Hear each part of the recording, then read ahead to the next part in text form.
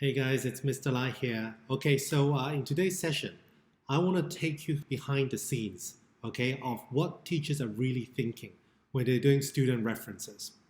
Okay, and this video really came about when I was just doing a reference for a student recently, and I was just thinking, as I was ticking the boxes, writing the references, I was just thinking, does the student really know what I'm thinking and or how I assess him as I'm writing the references? And I guess video might be very useful as you're kind of planning your year ahead and what you need to do in order to score well, really well with your teachers. And so what we have here is a reference letter that we have to write for students. And many students think what happens is that basically there will be a sentence on how we know the student. Then the second to the middle paragraph would be on the academics, and the bulk of it is. Then there might be some comments about extracurricular activities and so on and so forth, and sign off, right? But there might be comments about different areas, but the bulk of the comments is on academics. Now, this used to be, may or may not be true, okay? But I can tell you that it's definitely not true now. And actually, besides the reference letter, we are now asked to, a lot of times, to assess students based on a varied, holistic set of assessment criteria. And here, this is something I grabbed Unifrog, which is something that our school uses. And there's 15 of them, and we are asked to assess students holistically. And so don't think that, this is where the teacher assesses the other qualities and the reference letter is more academic.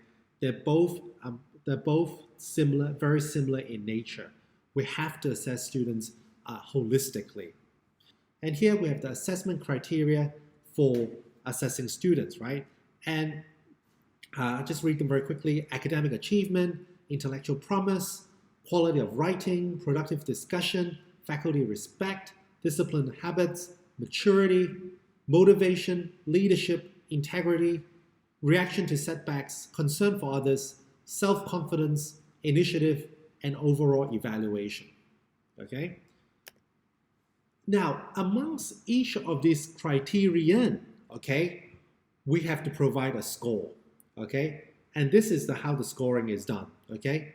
No basis, below average, average, good, very good, excellent defined as top 10%, outstanding defined as top 5%, or and at the top of the range, one of the top few encountered in my career. Now, there are three important points that I want to highlight, okay, as I look at these assessment criteria. Number one, it's no longer academic centric, okay? If you look at all 15 of those here, okay, only 4 of them, I would say, okay, the first 4 of them would count as strictly academic in nature. So if you are someone who thinks that, academics is all there is, really, you're making a big mistake here, because there's 15 assessment criteria here, and there's 4 which are only academic. And even if you look at academic, okay, academic achievement, intellectual promise, quality of writing, and productive discussion, there's only 1, okay, which is the first one, academic achievement, which counts as what we traditionally understand as academic achievement, okay? And it is this one which students put a really heavy emphasis on, whereas actually there's a lot more that really matters, okay? The third point, the assessment is holistic in nature, and many of these have not been assessed formally in school before, right? So when we ever assessed in terms of maturity, leadership, okay, maybe through CAS, but concern for others, self-confidence, it is a holistic assessment, and they want to know you more as a person, as a whole person. And as I was looking at the scoring, okay, it is also quite interesting. So we're not looking at a grade 1 to 7, A, B, C, D, E. It is a descriptor, okay? Secondly, if you look at where the benchmark is for excellent, excellent really means excellent. So you really need to be in the top 10% of your class, okay? So imagine if you have a class of 30 people, which is already quite large for a DP size, you need to be the top 3 students, okay? And the third one that really struck me, okay, is there is what I call a super differentiator. one of the top few encountered in my life. So what's happening here is that you're not only, teachers are not only asked to kind of assess students based on absolute scores or based on their peers. They're asked to benchmark students, all of you, based on their experience, okay? And I guess one of the reasons for this is because universities are having a difficult time differentiating students, especially when there are a lot of high achievers. Well, what they're trying to do is they're really trying to separate the creme of the creme. And so that's why they have this super differentiator here, okay? One of the top few encountered in my career, or in my life, sorry. And okay, guys, so this is what I'm going to do. I'm going to go through each of these assessment criteria, okay? There's all 15 of them, and tell you what teachers are really thinking as they are ticking the boxes, as they're filling in the references. Number one, academic achievements, okay? So this is kind of the most straightforward one, the ones that you guys are most familiar with, okay? Grades will be a big determinant of this category, okay? So if you scored very well, if you got 8s in NYPs and 7s in DP, you're going to be at the high end, okay? This will be ranked with a combination of your class performance relative to others and the actual grades that you receive. Now, this is actually quite a linear way. It's quite straightforward, right? So let's say, okay, if you get 100%, okay, in every single assessment, all your work is perfect, the IA is perfect, you're definitely either outstanding or one of the top a few encountered in my career, right? And the way that I look at this is, if you had won some external competition, so let's say if you got a gold in a math competition, okay, or in a math Olympiad or science Olympiad, okay, that's going to put you on top. It is actually quite a quantitative way of looking at things, okay? And one of the things that I like to say about people, if you reach outstanding or one of the top few encountered in my career, you are academically, technically perfect, okay? Academically, technically perfect. So what that means is that you're given a task, academic task, and you were able to do it perfectly, okay, or near perfectly, okay? That's that. However, when we talk about academic ability and potential, merely just getting perfect in your academics is really not enough. And they also look at something called intellectual promise. Another word for intellectual promise is intellectual potential. How far can you go?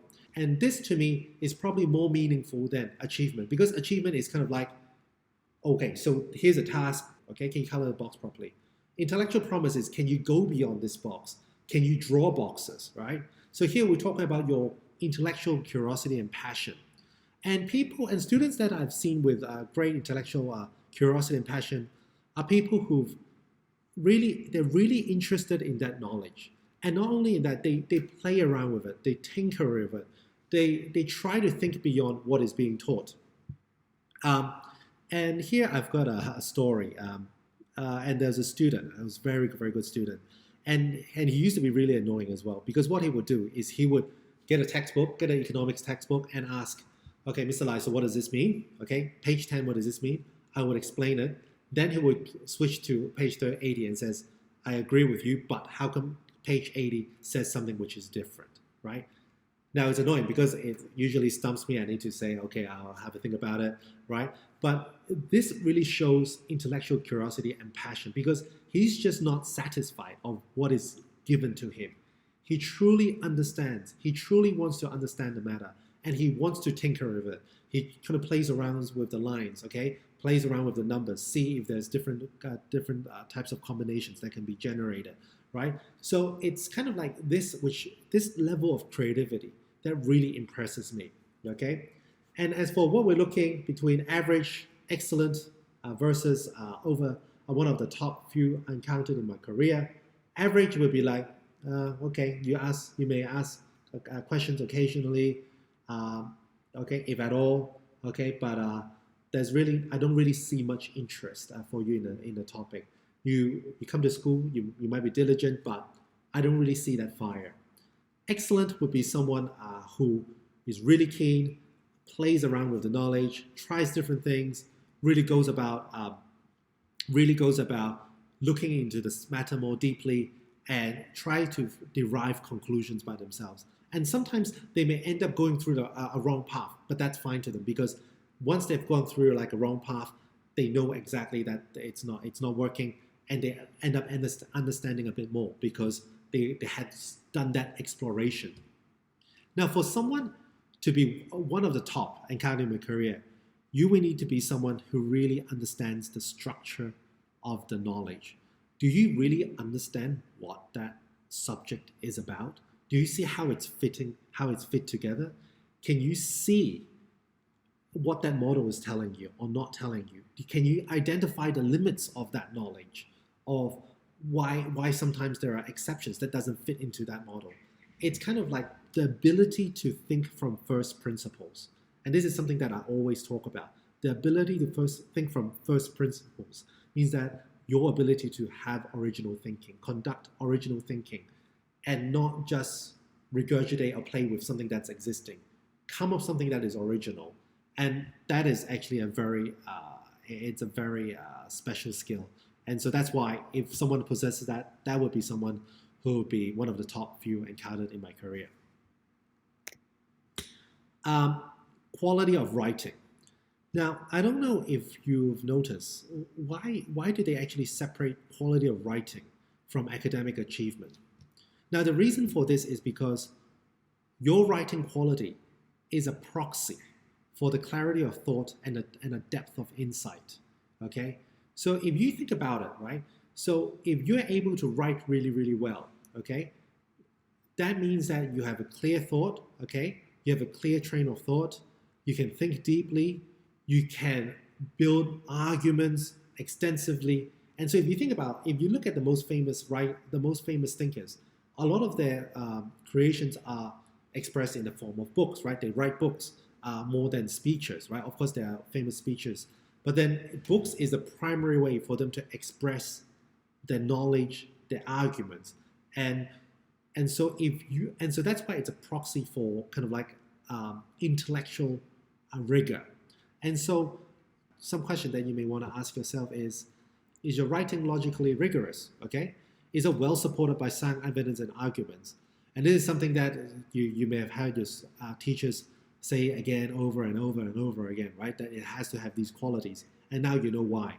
It's because if you cannot write well, that may reflect quite poorly on you in terms of your train of thought, on your ability to construct arguments. And that is the ability to think critically and express it in writing is what top schools are definitely looking for. And another thing is when you look at your writing, is it linear or multifaceted? When you split up your paragraphs, are you just talking about firstly, secondly, thirdly? There's nothing wrong with that, but is it sophisticated? Are you looking at things from different angles? Are your topic sentences connected to one another whilst building into different areas of explorations, right? A good piece of writing would leave its reader feeling quite thought-provoked, okay? And so this is something that you would definitely look at. So excellent would have all those qualities, okay? All the skills that your teachers have been teaching you would get you into either outstanding or excellent. This is...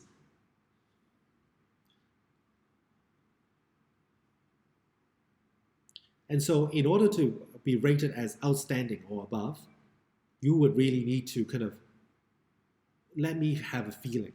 Let me feel that all the basics are there, all the basic constructions are there, it's logically rigorous, it's logically sound, and do I actually feel interested after I've read it? Do I feel that you have identified some areas that I may not have thought of, or expanded my insights or my understanding of the subject in a way that I may not have thought about? So that would be something truly special. Number 4, productive discussion. Every time there's a PTA, okay, one of the comments that I always have to say is, little Johnny needs to speak more in class. And this is exactly what it is about. Many people don't really understand why you need to speak more in class. And let me tell you why, and why it's rated here. The reason is because knowledge is fluid. It's not static. Many people are kind of like think that knowledge is something that they kind of absorb and they sit there and they kind of like regurgitate it in the exam and kind of that's the end of it. No, knowledge is fluid in the sense that there's an exchange, okay? There's an exchange, and knowledge is constantly changing and building through a discussion process, right? And the ability to engage in productive discussion, okay, means that you're not only understanding, okay, what you have in front of you, or you're able to kind of deliver technically perfect things, you're able to construct knowledge. You can play around with it, okay? You can mold it. It is an ability to not just repeat. It is an ability to create. And what I want to say is that productive does not necessarily mean correct, okay? Sometimes students, they may say things which are not correct. That's absolutely fine, because through this discussion, we are clarifying concepts, okay, both ways, okay? Whilst I'm talking to you, whilst I'm explaining things to you, I'm clarifying my concepts. And whilst you're trying as well, okay, on your end, you're also kind of like clarifying your thought process and trying to work out what you really understand and what you really don't understand.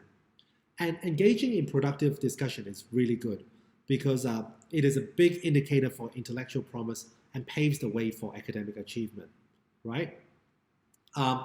It really shows whether you're really interested in the subject. It shows whether you're curious about the subject. And the more you actually try in class, right, the better you perform. I have actually two female students, ex-students, and they were the quiet type, the ones who are very well behaved, quiet, gets their homeworks in time, but just doesn't speak in class.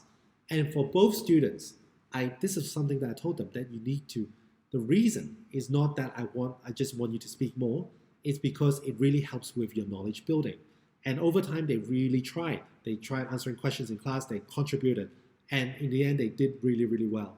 Through the process, they became much more confident, and the writing was much better after that.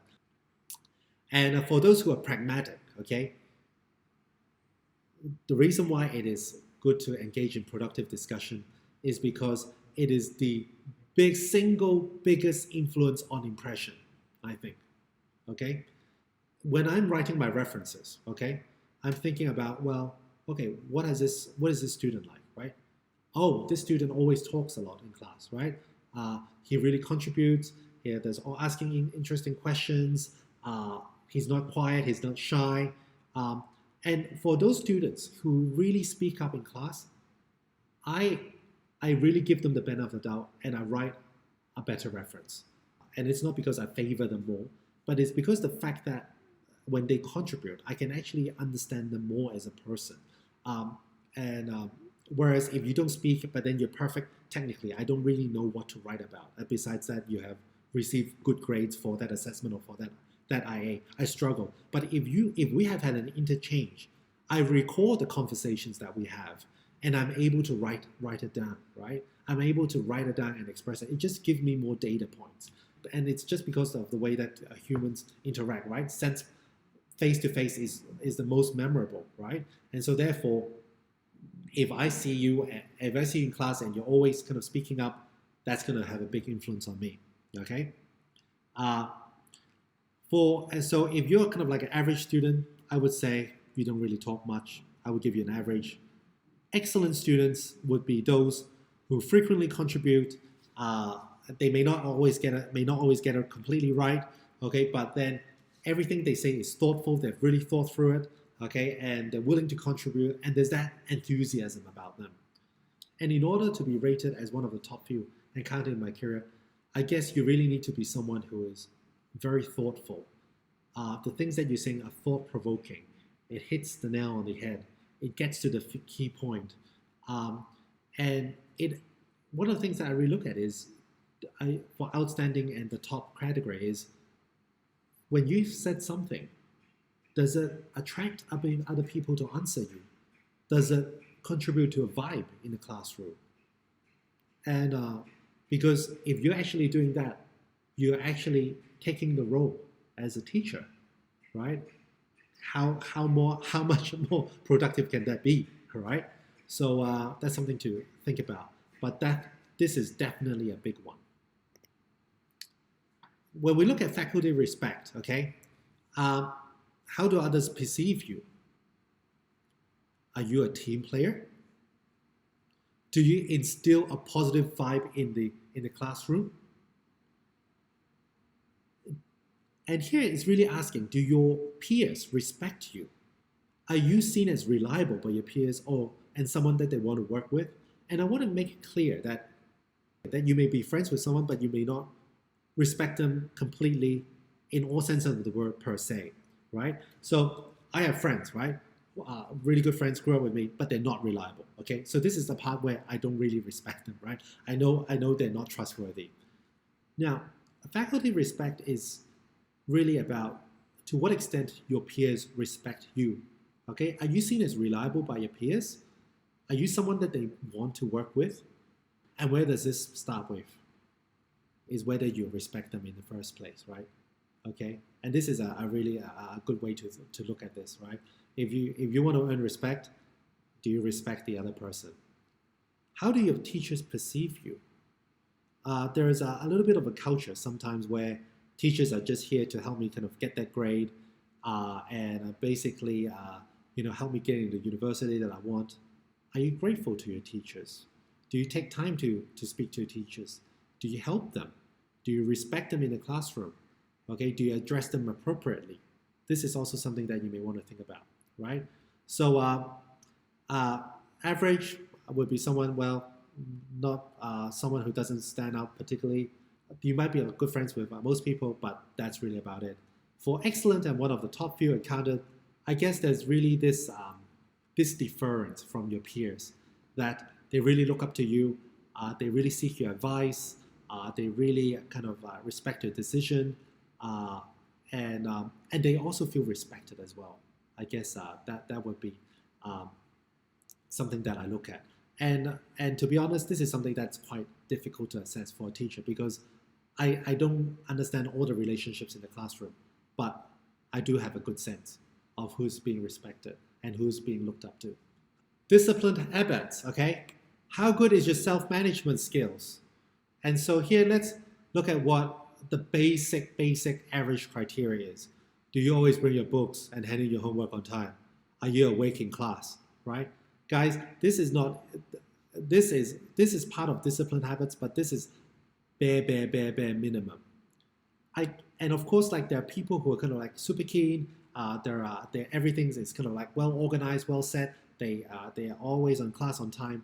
But these are all kind of like symptomatic. So these are of course all indicators of whether you have good discipline habits, and that I look out for. But at the back of these actions is the question that I always ask when I'm filling this part in. Do I feel that you're someone who knows what you're doing and can handle matters appropriately? Can you prioritize? Do you know what you want? Okay, if you want to get that good grade, okay, in economics, do you have a plan in place that you're sticking to in order to work towards that goal? People who have good disciplined habits are often very sharp. There is a feeling of sharpness about them. They walk a little bit quicker than other people. They know exactly what they're doing. They have plans, discrete plans, 1, 2, 3, 4, 5 that they need to do. They know exactly where to go next. What's the next step? As opposed to people who are like, no, not quite sure, right? There's a sharpness about them. Do you have a plan? And are you executing it? Okay, we always talk a lot about plans, but people with good disciplined habits is they have a plan and they're ready to make sacrifices, right? There's nothing wrong with gaming, but if you want to get that 7 in whatever subject, are you prepared to readjust your timetable to reach that goal? That would what I see as disciplined habits. Maturity. First thing that I just want to say is maturity is not having fun, okay? It's not being completely stoic and not doing anything, okay? We can definitely have fun, and I love to have fun in the classroom, playing pranks on each other, right? That's something that's a hallmark of Mr. Lai's classroom, right? But I guess is for a mature person is I really ask that question: do you respect boundaries And do you know where to draw the lines? Do you know what type of jokes that you can tell and what type of jokes you can't tell?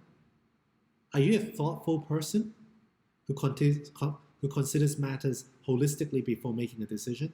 So when you're thinking whether to change a subject, whether you should be doing this CAS activity, whether you should start a new hobby, whether you should take this subject, am I someone who thinks that you're just making a rash decision? Oh, because someone else said this, I'm going to do this.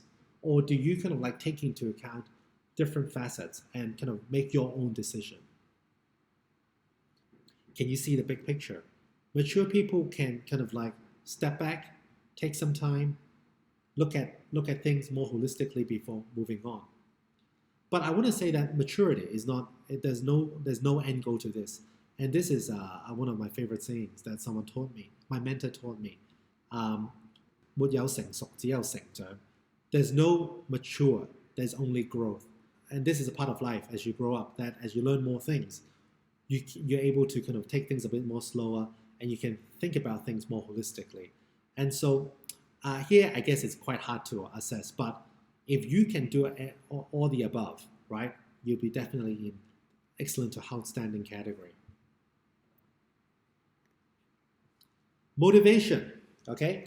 Are you excited about school, okay? When you walk into the room, do I sense an enthusiasm when you're in the classroom, okay? Are you excited about learning, okay?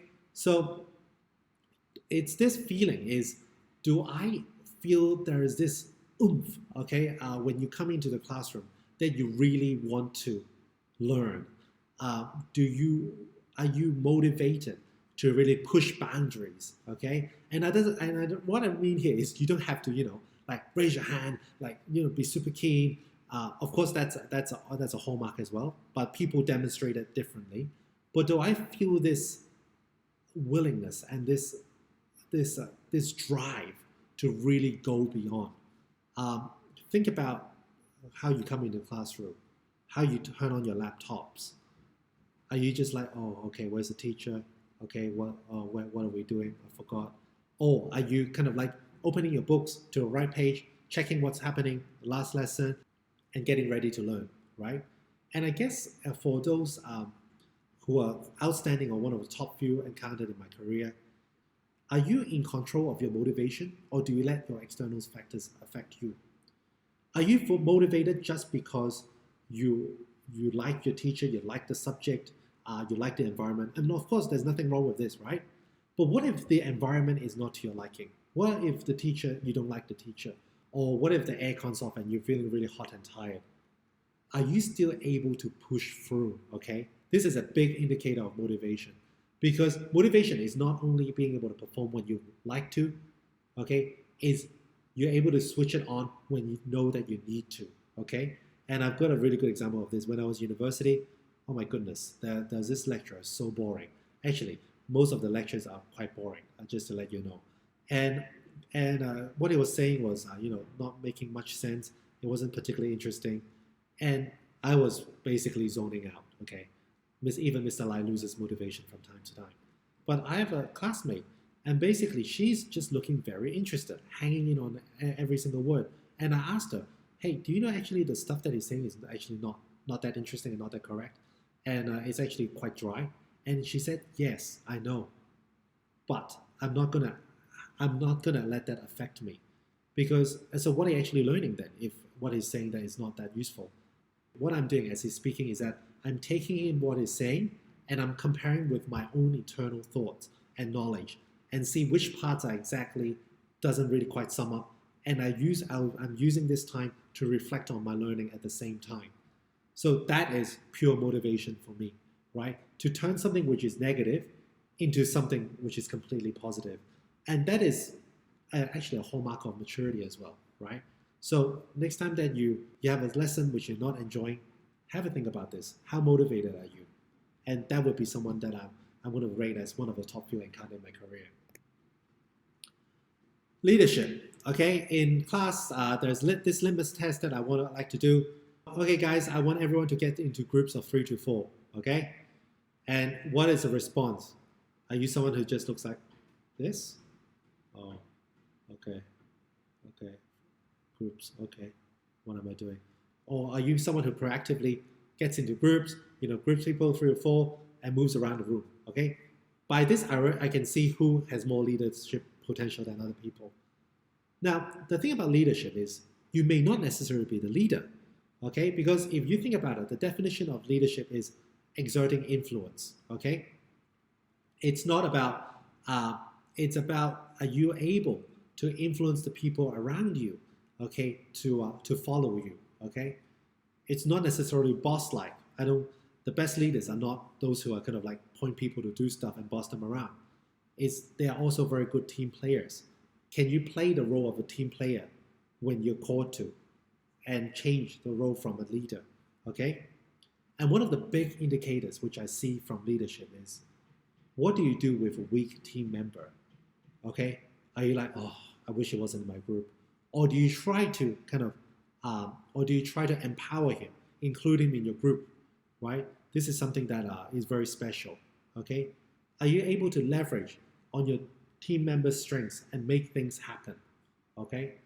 This is what I see as someone who's outstanding or one of the top few, right?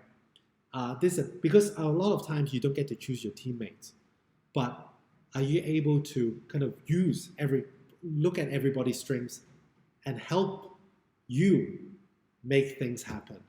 This is what I see in leadership. Number 10, integrity, okay? Integrity is defined as, by the Cambridge Dictionary, the quality of being honest and having strong moral principles, okay? How do you react when you make a mistake? How do you say sorry? One thing that is, one word that is probably oversaid is the word sorry. Sorry is something that's, oh, sorry, okay, and you forget about it.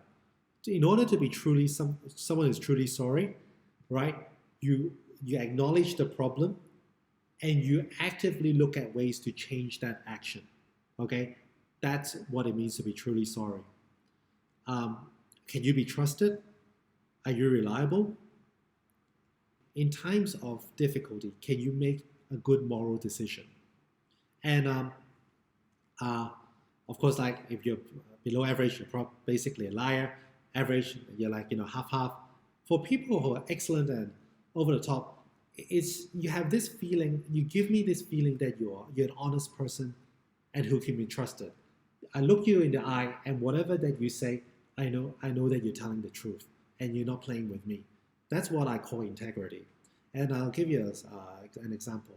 I used to lead a youth group in church, and there was a girl who very well behaved, very well behaved, very friendly, nice, cheerful type of student. And she didn't appear to youth group once, and I asked her, well, where were you? And she said, oh, I had to go to this event, okay?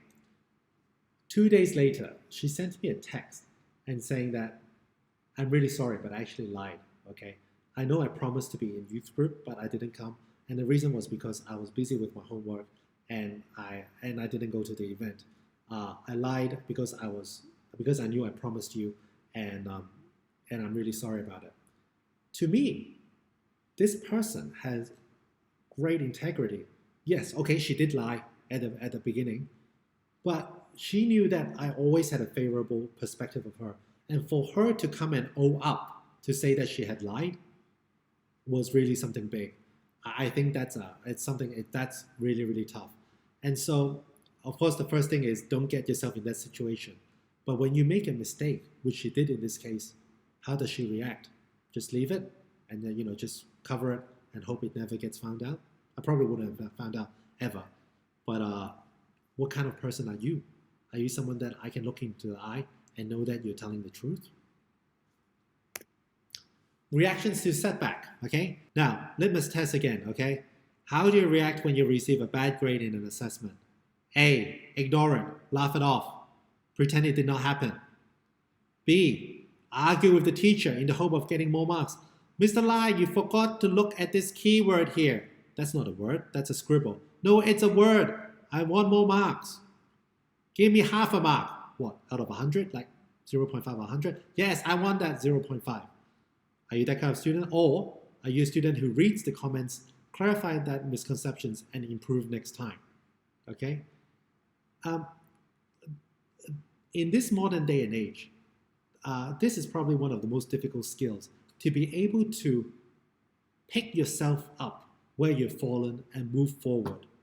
Most people just psych themselves out and pretend it doesn't happen.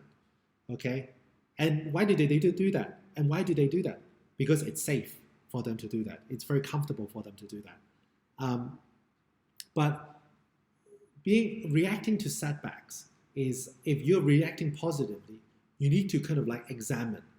So like, see here, read through all the stupid mistakes that you have made, clarify any points that you don't understand, and make sure it doesn't happen the next time. Are you someone who's humble enough to listen to suggestions? Okay, and this is really a demonstration of grit and determination, because in life, not everything will be easy for you. And this is a very important quality, because you're bound to have setbacks in life. And it's not kind of where you fall that defines you as a person, is how you stand up and move on that really marks you as whether you are a hero or not. Concern for others. The Bible says, love your neighbor as yourself. Okay, this is exactly what this criteria is about, right? Are you kind and caring to your friends? Most of the students that I see in this school are very kind and caring, okay? Are very kind and caring to their friends. They buy them drinks, they buy them gifts, and it's a very, very friendly bunch. But what about for people whom you do not know well? Do you make an effort to see how they are doing? When you walk across the corridor and you see that a student is sitting by themselves, do you ask them how they are? In the cafeteria, when you see a new student, do you invite them over to have lunch with you? It's stepping out of your comfort zone to care for others that you may not necessarily have affiliations with. We talk a lot about community service, and a lot of you have very impressive community service that you do. But do you truly embrace the service that you're doing? Do you truly care about the people that you're serving? If it doesn't count, will you still do it? Okay, and this is a very important quality in this world. It's because in this modern world, it's a lot about me, and we don't have enough people who really cares for other people. Are you someone whom I feel that really cares about your classmates and those around you, cares about your neighbor? And here, assessment is very difficult. It's more an impression, because I can't say, well, how many people have you called and cared for, right? I can't benchmark like this. But it's really kind of like that quality. Do I feel that you truly care and love the people around you? Self-confidence, okay? First of all, self-confidence is not arrogance, okay? When I say that Mr. Lai is good-looking and smart, is that self-confidence or arrogance? It's actually neither, okay? It's simply the truth. Are you aware of your own strengths and ready to step forward and make a decision? Okay? A lot of people, they know that they can do it, but then they really kind of think a lot, okay, before making a simple decision. Okay? Are you aware of areas you're not confident in and actively finding ways to address it? Okay? That's also a hallmark of self-confidence, because you are actively exploring your weaknesses, right? Here, how do I differentiate people who have average confidence and one of the top few and counting my career? For those who are average or below, many students are actually deniers. They talk themselves into not being self-confident. Okay, they have self-talk like, I can't do it, it's too hard, I can't, it's too much work, I don't want to. That's a bad reflection of self-confidence. Okay. On the other hand, for people who are outstanding or one of the top few and counting my career, people who have this quiet strength and focus, they're able to kind of like zone in when they're doing a task. They don't shout about it, they don't brag about it, they simply get on with it. They know what they know what they don't know, and they really focus their energy in doing that task well. And I guess in sporting talk, we always talk about, are you clutch? When the pressure really comes on, are you confident in your own ability to shoot that basket, to make that thing happen, right? Are you clutch? That would be probably one of the questions that I'm asking about. Okay, initiative, okay? How proactive are you as a student? Okay? Can you identify problems in your surroundings and do you actively respond to it? Okay? So this is a typical scenario. Can someone help me hand out these worksheets? Okay? It's something that I always ask. Okay? Are you someone who just sits there and then hope that the teacher doesn't pick you, or are you someone that from time to time really kind of volunteers, right, to help? Because those who volunteer, there's actually, I'm not making a judgment, being that one is lazy and the other isn't, right? It's more like, have you actually seen the problem and are you reacting to it, right? And if you're responding to it by helping, then you have responded to it, right? You're taking initiative, right? But those students who are truly outstanding are those who really actively seek to solve bigger problems. So as students, if you see that there is an issue with the way which maybe some students are not, they're shy, they're not really speaking much in class, and there's an issue with dynamics, right? Would you have a proposal? Maybe switch places with people. If you can identify for such students, if you can see that, well, it takes a long time to line up in the cafeteria every day, do you actively propose ways to solve that problem? Open another line, split the lines between option A, B, and C, right? Or do you just leave it and kind of bear with it, right? You might think, oh, that's the teacher's role, okay? That's the administrator's role. That's correct to a certain extent, but if you're someone who's a problem solver, who really relishes challenges, and someone who really wants to solve the problem, and you don't think just because you're a student you can't solve that problem, you really step forward to bring about that change and make things happen. Overall evaluation, I can easily say that, oh, this is basically just the combination of all the 14 criteria and give you an average there. But I guess the more interesting thought is this quote that someone told me recently. I may not remember what you really did, but I remember how you made me feel. How did you make me feel as a student, academically? Often it's about this holistic feeling, whether you're going to be, of course, like I know like how you do in class, but it's more about the feeling, this impression that you have on me, rather than discrete things, because there are a lot of things happen, right? And I may not remember all of them. In terms of average versus excellent versus one of the top few, I guess is this question, if you want to be ranked higher, is, do I see you as a game changer and a leader in every sense of the word? If you are just, academically, technically perfect, but just average on the other, all the other criteria, then you may be only good or average on the overall evaluation. But if you are rated highly in all the other criteria, chances are you are a game changer in the making. Some conclusions, okay? One that you already know if it's not clear already. Universities and schools are no longer looking for students who are technically perfect. Even if you're one of the top few, I've met in my career for academic achievement, that is criteria 1, okay, it's still not good enough. Schools are looking for game changers. And the reason why is because basically there are a lot of students who are technically perfect. In the mind of the recruitment officer, if you're predicted 42 or above, maybe 43 or above, it doesn't really make a huge difference if you're actually 43 or 45. And there's a lot of people in that category. Okay, in Hong Kong, there's probably up to hundreds of people in that category. You need to be able to demonstrate your qualities in these other areas.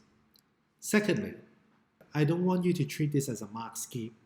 Okay, there used to be a student, and we called him mark scheme because for all the economics exams, what he would do, he would take the mark schemes and he would just recite it. Okay, don't use this as a mark scheme. Don't go away and say, okay, how can I just pretend to this person that would get me outstanding or OOTT for every criteria? It is not to be used in a pragmatic manner. And the reason is because a lot of these things, it cannot be faked. How can you fake maturity? How can you fake integrity? It's very difficult in the long term, if not impossible. But the most important question that I want you guys to take out of this presentation is, what kind of person do you want to be? Do you want to be just a person who's simply technically perfect? Or do you want to be a person who is strong academically whilst possessing a series of holistic attributes that is a game changer or leader in the making? Okay, so guys, this is it from me today. Feel free to ask me if you have any questions, but definitely have a think on what I've spoken about today. Thank you.